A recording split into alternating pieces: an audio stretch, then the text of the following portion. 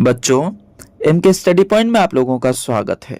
आज के इस वीडियो में हम पढ़ेंगे आषाढ़ के एक दिन नामक नाटक, जो कि मोहन राकेश द्वारा रचित है। ये पूरा नाटक मोहन राकेश ने 3 अंकों में दर्शाया है। तो आज के इस वीडियो में हम लोग जो है इस नाटक के पहले अंक के बारे में पढ़ेंगे और आने वाले समय में दूसरा और तीसरा अंक भी जल्द ही अपलोड हो जाएगा। तो अगर आप हमारे चैनल पर नए हैं तो चैनल को सब्सक्राइब कर लें। वीडियो पसंद आए तो वीडियो को लाइक ज़रूर करें। तो चलते हैं बच्चों, देखते हैं कि मोहन राकेश ने पहले अंक में, इस नाटक के पहले अंक में क्या बताना चाहा है। नाटक के आरंभ में पर्दा उठने पर साधारण सा कमरा दिखाई देता है। यानी जब पर्दा उठता है तो एक साधारण सा कमरा है, नॉर्मल सा। आषाढ़ का पहला दिन है, बारिश का पहला दिन है। वर्षा हो रही है, रह रहकर बिजली चमक उठती है, आसमान में गरजने और कड़कड़ाने की आवाजें आती है। ऐसे समय में उस कमरे में पूरी तरह से भीग चुकी मल्लिका का प्रवेश होता है। यानी मल्लिका बाहर से भीग कर, उस बारिश में भीग कर आती है। वह अपनी माँ से मूसलाधार वर्षा के बारे में बताती है, उस वर्षा का वर्णन करती है और बताती है कितना आनंद मिलता है उसे भीगने में। मल्लिका अपने माँ से सूखे वस्त्र के बारे में पूछती है और कहती है कि इन गीले कपड़ों में उसे सर्दी लग जाएगी, मुझे सूखे वस्त्र दे दो।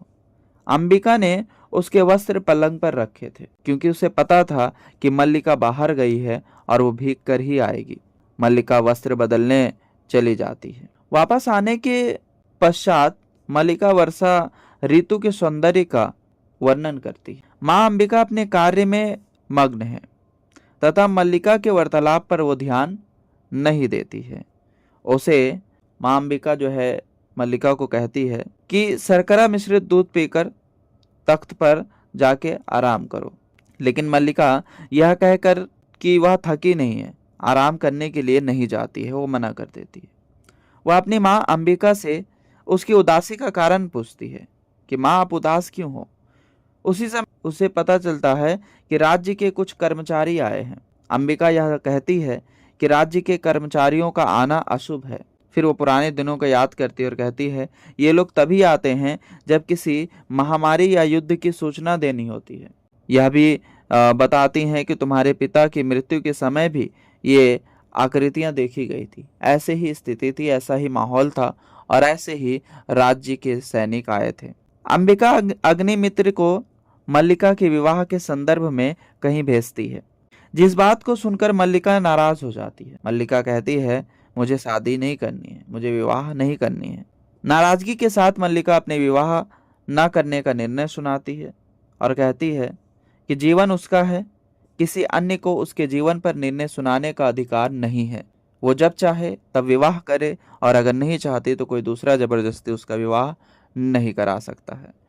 उसी समय कालिदास के आने का स्वर सुनाई देते हैं और अंबिका भीतर चली जाती है। कालिदास एक घायल हिरन के बच्चे को लिए हुए आता है। वह उससे बात करते हुए यह कहता है कि उंगलियों का कोमल स्पर्श उसके प्राण बचा सकता है और कहता है कि हम लोग फिर से जंगल में घूमने जाएंगे, तुम ठीक हो जाओगे, कोई एक वाण तुम्हें मार नहीं सकता। जिस तरह से वाण किसी के प्राण ले सकता है तो किसी को बचाने के लिए ये उंगलियों के कोमल स्पर्श भी अपने काम कर सकते। कालिदास मल्लिका को एक पात्र में दूध लाने के लिए कहता है। मल्लिका अंबिका की कही बात कालिदास से भी कहती है कि जब भी राज्य के कर्मचारी गांव में आते हैं कुछ न कुछ अनिष्ट अवश्य होता है।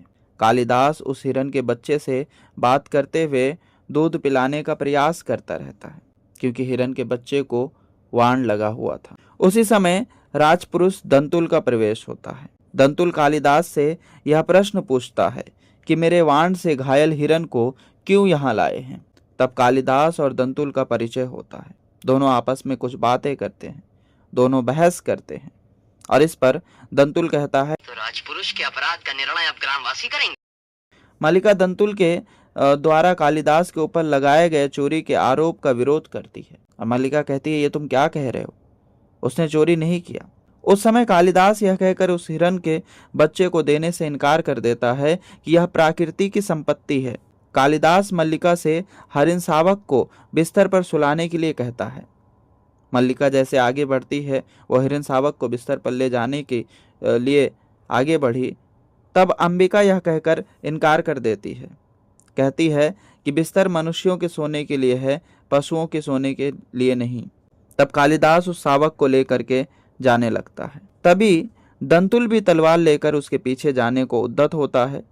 तभी मल्लिका द्वारा उसे यह पता लगता है, यानी मल्लिका दंतुल को रोकती है और रोक करके कहती है कि शावक की रक्षा करने वाला व्यक्ति कोई और नहीं, महान कालिदास है। यह सुनकर वह आश्चर्यचकित हो जाता है।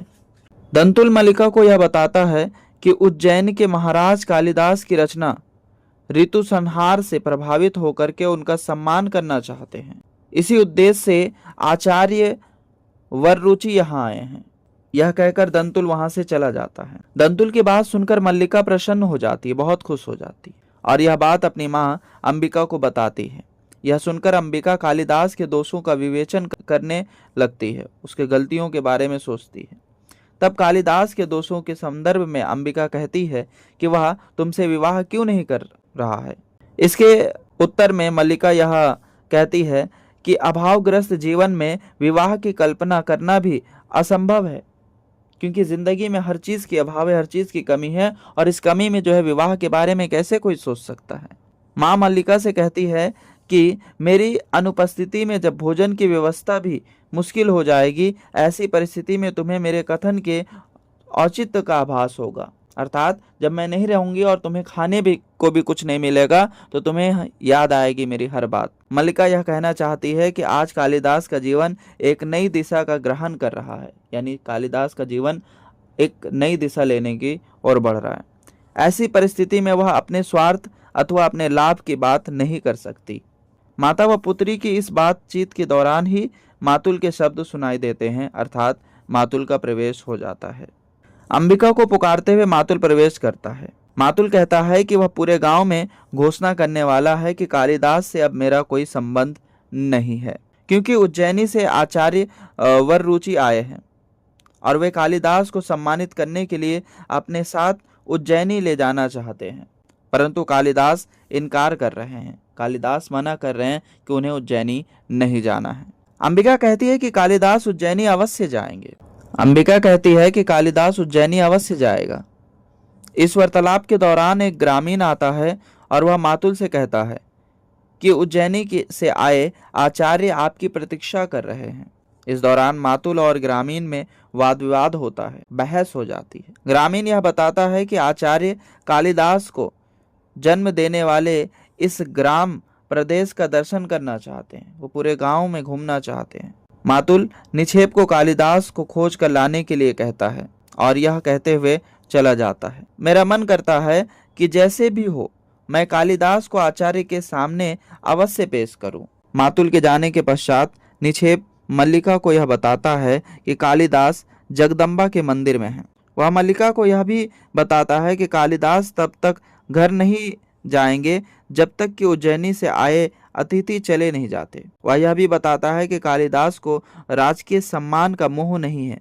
निक्षेप यह प्रकट करता है कि कालिदास अवसर का तिरस्कार कर रहे हैं, वह उनके न जाने का कारण कटुता समझता है। मल्लिका अंबिका के विरोध के बावजूद कालिदास को समझाने के लिए निक्षेप के साथ चली जाती है, यानी मल्लिका जाती है और वो सोचती है मैं कालिदास को समझा लूंगी। मल्लिका के जाने के बाद विलोम का आगमन होता है। अंबिका उसे यह कहकर वापस भेजना चाहती है कि उसका यहाँ आना मल्लिका को अच्छा नहीं लगता है, इस वजह से विलोम को कहती है कि तुम चले जाओ। विलोम यह बताता है कि मल्लिका की यह अच्छा इसलिए नहीं लगता है क्योंकि कालिदास को मेरा यहाँ आना पसंद नहीं है। विलोम अंबिका से यह कहता है कि कालिदास के उज्जैनी जाने से पूर्व मल्लिका व कालिदास का विवाह हो जाना चाहिए, क्योंकि सारे प्रांत में उनके संबंध को लेकर के बातें की जा रही है। विलोम और अंबिका की बातचीत के दौरान ही मल्लिका और कालिदास का प्रवेश होता है, वो दोनों ही आ जाते हैं। कालिदास और विलोम के बीच बहस होती है। विलोम को अपने घर देखकर जो है मल्लिका को तनिक भी अच्छा नहीं लगता है। विलोम कालिदास के सामने यह प्रश्न रखता है कि क्या तुम राजधानी के वैभव में जाकर अपने प्रांत के लोगों को भूल तो नहीं जाओगे। विलोम और कालिदास एक दूसरे के विपरीत स्वभाव के संदर्भ में चर्चा करते हैं, दोनों एक दूसरे के विपरीत स्वभाव वाले होते हैं। विलोम कालिदास के से यह प्रश्न करते हैं कि क्या आप मल्लिका को अपने साथ लेकर उज्जैनी जाएंगे। मल्लिका इस प्रश्न से कालिदास का बचाव करते हुए यह कहती है कि कालिदास आपके प्रश्नों का उत्तर देने के लिए बाध्य नहीं है, वो आपके प्रश्नों का कोई भी उत्तर नहीं देंगे। कालिदास विलोम की उपस्थिति को अनाधिकार मानते हैं।